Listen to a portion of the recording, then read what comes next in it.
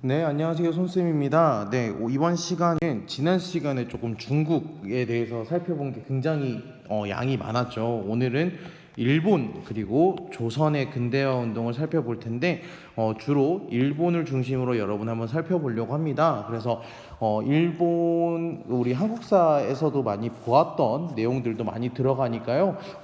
익숙하지만 네, 그래도 여러분들이 꼼꼼하게 잘 한번 살펴보시기 바랍니다. 그럼 수업 바로 시작하겠습니다. 네, 일단 일본의 개국 그리고 메이지 유신에 대한 이야기를 합니다. 네, 일본이 개국이라는 말은 일단 국가를 열었다라는 말이겠죠. 그래서 열고 나서 어떻게 메이지 시대에 새롭게 고쳐 나갔는가를 살펴보는 겁니다.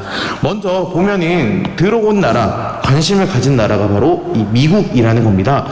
미국의 제독이었던 페리 제독이 무력으로 시위를 함으로써 아편 전쟁 이후에 아편 전쟁으로 인해서 서양 열강의 상황들을 지켜본 일본의 에도마부가 불평등 조약을 그냥 체결을 함으로써 개국이 일어난다라고 보시면 될 것 같아요. 미일 화친 조약과 미일 수호 통상 조약을 순서대로 맺으면서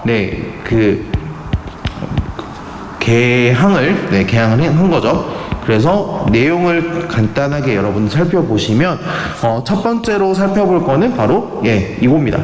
최혜국 대우라는 것이 있습니다. 최고의 혜택을 받는 나라라는 거, 우리 그 강화도 조약할 때도 봤던 거 기억하시면 되겠고요. 두 번째는 협정 관세. 관세를 매기는데 일본의 뜻대로 하는 것이 아니라 미국이랑 협의를 해야 한다라는 것과 마지막으로 살펴볼 거는 바로 치외 법권입니다.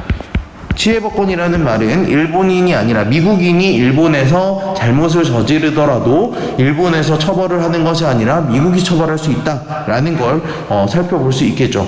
사료를 통해서 한번 살펴보면 여기 이제 미일 화친 조약에 대한 사료와 미일 수호 통상 조약에 대한 사료가 있는데, 일단 첫 번째로는 미일 화친 조약에서는 시모다와 하코다테를 개항을 합니다.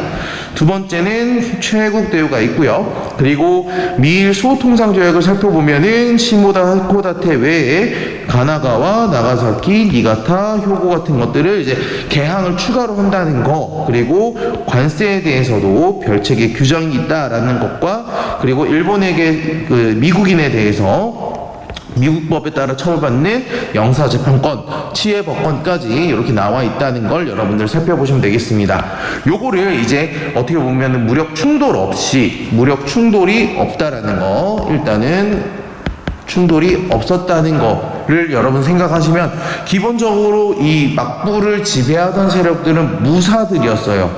그랬더니 무사들이 싸우지를 않고 이렇게 미국과 일방적으로 불평등한 조약을 맺는다 라는 걸 살펴보았을 때, 그 아래에 있었던 하급 무사들은 이것들을 받아들일 수가 없었다는 겁니다. 그래서 존왕양이, 차라리 왕을 중심으로 외세를 물리치자라는 존왕양의 운동을 발전하게 되고, 결국에는 이 막부를 폐지하고 다시 왕정을 돌이키는데 성공을 한다라는 것까지 여러분들 잘 기억하시면 좋을 것 같습니다. 그렇다면 이제 그 왕정이 복고가 되고 나서 일으킨 일련의 개혁 과정을 우리 메이지 유신이라고 합니다. 그래서 정치, 경제, 사회, 교육 분야에 이르러서 대대적인 개혁이라고 보시면 되겠습니다. 쉽게 그 개혁의 내용이라고 여러분들 살펴보시면 되겠습니다. 즉 누구 중심으로? 그렇죠. 왕 중심의 개혁이었다. 하나하나 살펴보시면, 첫 번째로는 폐번치현을 단행했다라는 겁니다. 번은요, 막부가 다스리던 지방 정부를 생각하시면 되겠는데, 이제 우리 지금 대한민국으로 예를 들면 경기도 평택시 이런 것처럼 행정구역을 개편했다라고 보시면 되겠습니다. 행정구역을 개편을 해서 왕이 직접 중앙에서 보이는 모습을 볼 수 있고요. 그 다음 경제 같은 경우에는 근대적 토지의 세제를 확립했다라는 것과, 철도를 부설하고 은행을 설립하면서 상공업을 육성하였다. 그 다음에 사회적으로는 드디어 일본에서 뭐가 폐지된다? 신분제가 폐지가 된다라는 겁니다. 그리고 막부만 싸우는 것이 아니라 징병제를 실시함으로써 누구나 군대에 가서 이제 나라를 위해서 복무할 수 있다라는 거 보시면 되겠고, 그리고 교육 같은 경우에는 서양식 교육, 의무 교육 같은 것들을 도입을 하고 유학생과 사절단을 해외에 파견하는데 대표적인 사절단이 바로 이와쿠라 사절단이었다라고 여러분들 살펴보시면 되겠습니다. 이 이와쿠라 사절단 같은 경우에는 참고로 얘기를 하면 이와쿠라 사절단은 해외 파견돼서 원래는 외국과 맺었던 불평등 조약, 불평등 조약을 개정하려고 파견을 한 사절단입니다. 하지만 개정을 하는 데는 크게 효과를 보지는 못했고요. 서구 문물을 시찰하는 데에 굉장히 큰 노력을 했다. 여기에 대표적으로 이와쿠라 사절단 갔던 사람 중에 여러분들이 아는 사람이 바로 이토 히로부미가 되겠습니다. 네, 그러면서 여기 보시면 1871년부터 73년까지 약 2년에 걸쳐서 굉장히 유럽 그리고 미국 이런 데를 다 돌아다니고 왔다라고 여러분들 생각하시면 될 것 같아요. 넘어갈게요. 네, 그러면서 이제 일본이 이제는 메이지 유신을 넘어서 입헌제 국가가 성립이 되었다라는 것을 여러분들 생각하시면 될 것 같아요.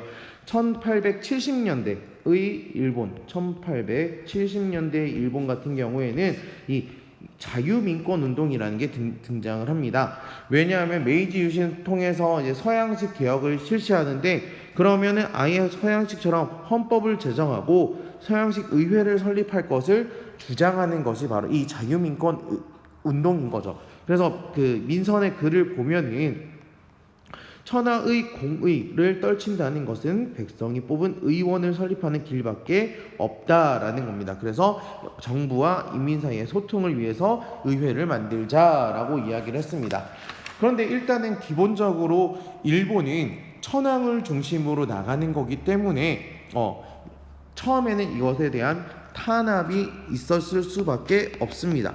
네, 탄압이 있었다는 거. 하지만 이거를 받아들여서 결국에는 1889년에 일본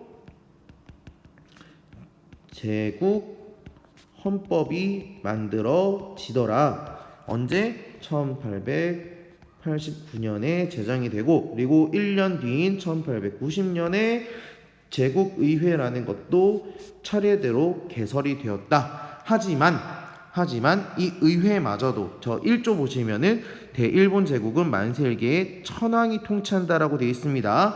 그래서 누구 중심의? 바로 천황 중심, 어쩔 수 없이 천황 중심의 국가 체제가 만들어지게 된다라고 여러분들 여기까지 정리하시면 될 것 같습니다. 넘어갈게요. 그러면 이제 그런 일본이 메이지 유신과 자유민권 운동 그리고 대일본 제국 헌법 이런 것들로 정치 안쪽에서 발전을 하기 시작했다면, 미국에서 배운 그대로 일본 또한 대외 팽창 정책을 추진하게 됩니다. 그래서 구체적인 내용으로는 일단은 가장 가까운 한반도를 정벌하자는 이론, 정한론이 대두되기 시작했다라고 보시면 되겠고요. 그리고 타이완을 침공하고 류큐 지역을 합병합니다. 류큐는요 1879년에 합병이 되는데, 연도는 중요한 게 아니에요. 이 류큐가 합병이 되고 이 류큐 땅을 뭐라고 얘기하느냐? 바로 여러분들 잘 알고 있는 오키나와 섬을 이렇게 류큐로서 합병을 했다. 일본 영토로 들어갔다라고 보시면 되겠고, 그리고 조선을 이 정학론에 이어서 조선을 침략을 하게 되는 거죠. 불평등 조약을 체결합니다. 그게 무엇이었냐? 여러분 잘 아시죠? 말 안 해줘도 알 것이라고 생각을 합니다. 강화도 조약이 되겠습니다. 네, 그러면서 이제 점점 팽창해 나가다가 우리 중국의 근대화 운동 살펴보았지만, 청나라와 전쟁을 벌이게 된다. 뭘 두고? 조선의 지배권을 두고. 네, 그래서 일본이 승리하고 얻은 조약이 바로 바로 시모노세키 조약이 되겠습니다. 네, 시모노세키 조약으로 인해서 랴오둥 반도와 타이완을 할양받게 되는데 러시아를 중심으로 이 랴오둥 반도를 가져가는 데에 굉장히 태클을 많이 걸게 되니 랴오둥 반도는 다시 할양을 취소하게 됩니다. 랴오둥 반도를 다시 반환하고 대신에 배상금을 더 높여서 받게 됩니다. 그럼 이 배상금을 다시 누구를 치는데? 러시아를 치는데 군수공업에 굉장히 크게 투자를 하게 되는 거죠. 이해하시겠죠? 이렇게 보시면 될 것 같습니다. 넘어갈게요. 그리고 나서 10년 뒤 러시아마저 일본이 공격을 합니다. 만주 한반도 지배권을 두고 러시아와 전쟁을 하는데, 그러면서 이제 영국과 동맹을 맺게 되고, 그리고 러시아와도 전쟁을 이기면서 포츠머스 조약을 체결을 하게 되더라. 그래서 러시아도 아웃, 그 다음에 청나라도 아웃. 그래서 조선은 일본의 것으로 식민지 삼아 버리게 되더라. 이런 것까지 여러분들 정리하시면 될 것 같습니다. 이렇게까지 일본의 근대화 과정을 보고 이제 우리 조선의 개항과 근대화를 보도록 하겠습니다. 운요 사건 아까 얘기했습니다. 그러면서 일본과 무슨 조약을 체결해요? 그렇죠. 강화도 조약을 체결을 하게 되었다라고 정리하시면 될 것 같고요. 그리고 급진계합파가 주도했지만 청의 개입으로 3일 만에 실패했던 갑신 정변도 있었고요. 네, 그래서 3일 만에 3일 천하. 우리 변법자강 운동할 때 100일 천하 얘기했었죠. 그런 것들도 잘 기억해 주시면 좋을 것 같고요. 그리고 외세리 배격을 주장하면서 청일전쟁으로 이어졌던 동학 농민 운동 또한 있더라 정도 기억해 주시면 되겠고, 이렇게 그리고 국가적으로 추진했던 가부개혁 그리고 광무개혁 이런 것들도 있지만 결국에는 일본에 의해서 강제 병합이 되더라. 그리고 나서 우리 1919년 3.1운동으로도 독립운동을 계속 지속해 나가면서 나중에 1945년에 다시 우리나라가 독립을 하게 되는 그런 스토리까지 한국사 시간에 여러분들 많이 정리했을 거라고 생각을 합니다. 네, 어찌됐건 일본을 중심으로 우리 오늘 한번 정리를 한번 해보겠습니다. 일본을 중심으로 살펴보면은 일단 일본이 개항을 하죠. 개항을 합니다. 누구에 의해서? 그렇죠. 미국에 의해서. 그래서 두 가지 조약을 맺습니다. 미일 화친조약, 그 다음에 미일 수호 통상조약.